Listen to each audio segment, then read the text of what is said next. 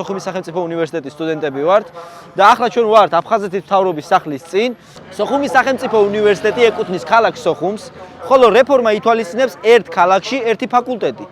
მათ ამ რეფორმის გატარების დროს სოხუმის უნივერსიტეტი მიაწერეს როგორც თბილისის უნივერსიტეტს. ანუ თბილისის კუთვნილება არ არის სოხუმის სახელმწიფო უნივერსიტეტი.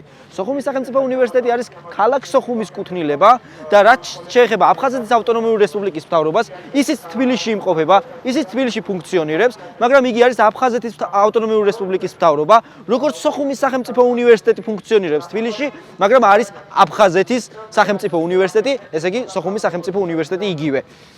ჩვენ თუ დავიწყეთ იმ ინსტიტუტების ნგრევა, რომელიც შემოხრჩა აფხაზეთიდან, როგორ ვაპირებთ ჩვენ მაშინ აფხაზეთში დაბრუნებას საერთოდ?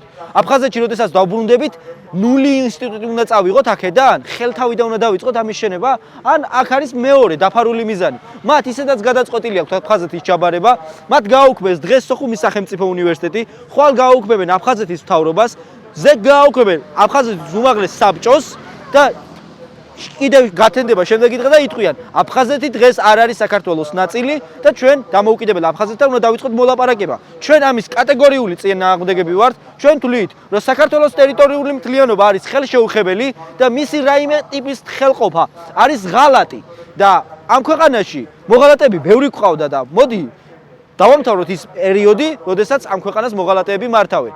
ჩვენ მოუწოდებთ იმ ადამიანებს, ვის ხელშიც არის ეს ყველაფერი, სანამ ამ ყველაფერს არ გადაყვებიან, მანამდე მიყვებიან ამ ყველაფერს რა, მოვიდნენ, დაუბრუნდნენ რაციონალურ აზრს და აფხაზეთი, სოხუმის სახელმწიფო უნივერსიტეტი არ მოწყვიტონ ერთიან ქართულ სივრცეს.